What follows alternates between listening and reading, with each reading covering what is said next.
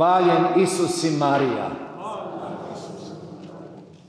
Povorka koju smo upravo imali kroz čašiju, kroz središte gruda, jest ono svjedočenje vjere i ljubavi i zajedništva našega i zajedništva s Bogom. Hvala vam na tom svjedočenju, hvala vam na toj ljubavi, na žrtvi. Gotovo riječi više ne bi trebalo ni reći. Znate, došao Frata na misu i propovijedaće. I veli on, danas neće biti propovjedi, kad svi Bogu hvala. Ali bit će 2 lemuzine, veli Frata. Pa šta volite, ili 2 lemuzine ili da ne bude propovjedi? 2 lemuzine. Evo, bit će jedna kratka propovjed i jedna mala lemuzina. Sveta Kata, mučenica, svake godine o njoj govorimo i gotovo nema se šta više nova reći. Sve je dostupno, ono poznato o njoj. Ove godine obilježava se 1720. obljetnica njezine smrti. To znači 304. godine. U Aleksandriji ubijena je mučeničkom smrću jedna mlada osoba, djevojka, Sveta Kata, koja je rođena opet u tom istom mjestu Aleksandrija, to je negdje današnji Egipat, delta Nila, i 282. godine, kako se navodi u podacima o Svetoj Kati, koje možete proguglati, naći, podsjetiti se, i evo sve ono što o Kati imamo, sve ono što o Kati znamo, dostupno je svima nama. Zato ja danas neću govoriti toliko o Svetoj Kati, nego samo reći 2 stvari koje su za Svetu Katu važne, značajne, pa i za nas postaju važne i značajne. A to je da je Sveta Kata simbol, uzor, primjer hrabrosti i odlučnosti. Hrabrost i odlučnost jesu one vrline koje su krasile Svetu Katu i koje i kroz cijelo ovo vrijeme povijesti nisu prestale vrijediti. I danas su i hrabrost i odlučnost vrlo bitne. I danas prepoznajemo ljude koji su hrabri i odlučni. Susrećemo ih u našoj svakodnevnici, u našim životima. Ovdje s vama u Grudama jest vaš i naš Fra Stanko. Ovih dana čuo sam jedno svjedočenje koje želim podijeliti s vama. Naime, jedna naša studentica, bivša, razgovarala je s jednim fratom hercegovačkim i pita je on odakle si. Ona je rekla, iste sam iste župe, kod nas je ta i ta. A onda je taj fratar, nećemo im govoriti, rekao, to su mučenici našega vremena. Da, sestre i braće, postoje mučenici svakoga vremena. Postoje mučenici, evo i onoga vremena, među koje ubrajamo i Svetu Katu. Nije jedina mučenica onoga vremena.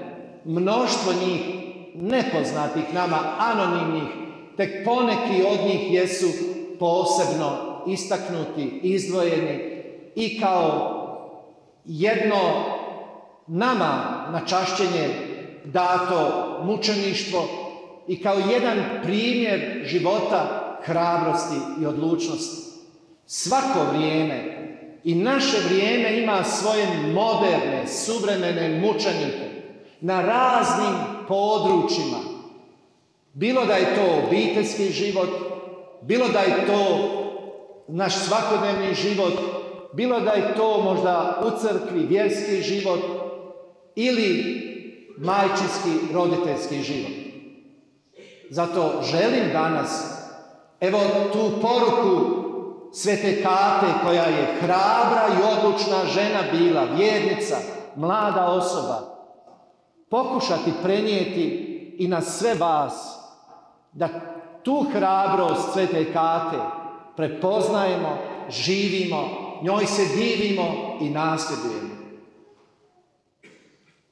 Jedan opet naš ovdje susjed od Posušja svoje svjedočanstvo iznio o svom životu, možete naći na portalima. Bio je u kocki, zaglavio, sve u dugove ušao i svašta nešto se tu nakupilo. I on u svom svjedočenju, to sam svojim ušima slušao, veli: ja ne znam zašto mene moja žena ostavila nije, da sam takav bio. Ali ga nije ostavila. Čuvala je obitelj, čuvala je brak, čuvala je svetost, bila je hrabra žena. I danas, sestre i braćo, jednako nam treba hrabrih i odlučnih, kao i ono vrijeme, i u crkvi, i u obitelji, i u braku, i na poslu, i na svakom mjestu. Nikada ne znamo kada će se od nas tražiti ta hrabrost, odlučnost. Sveta Kata je prepoznala taj trenutak. Nudili su joj ovo, nudili su joj ono, ali ne. I nama su nudili naši kolege. Jedni su biskupi, drugi provincijali, treći gvardijani, četvrti župnici, peti profesori. Ali ne, postoji nešto za što se živi i nešto za što se umire. Ne vlastita promocija, ne vlastita korist, vlastita dobit, vlastita ugoda. Tako je razmišljala Sveta Kata i tako je odlučila Sveta Kata. Mnogi će reći, je luda bila, da se tako izrazi. Mogla je živjeti na dvoru, imati sve, imati poslugu, imati život kakve bi mnoge djevojke poželjele. Ali to nije Kata. To ne bi bila Kata onda, nikada. Bila bi jedan promašen slučaj, jedan kao i mnogi drugi. Traži se od svakoga od nas. Ne znamo kada, gdje, na kojem području, šta život donosi. Ali se traži hrabrosti, traži se odlučnosti. Evo jutro dok sam ovamo putovao, razgovaram s jednom mladom majkom. Trudna je, nosi 3. dijete. Dijagnozu raka. I veli: Framile, rekla sam i doktorima i svojima da ću ja umrijeti, ali moje dijete, za njega ću živjeti. Nikakvih zračenja neću, ništa što će moje dijete ugroziti. Savjetuje joj pobaci. Ne, s tim mi ne dolazite. Moj život nije vrijedan. Život mog djeteta je vrijedan. Možemo reći, je li to razborito? Pitat se, je li to najbolje? Ali srce ti uvijek kaže što je najbolje. Osjetiš to u svom srcu. Ne treba ti nitko govoriti što ćeš činiti, jer ti Bog nadahnuje što ćeš činiti. I danas, sestre i braćo, trebamo, poput Svete Kate, hrabrih i odlučnih ljudi, osoba, vjernika na svakom području. Amen.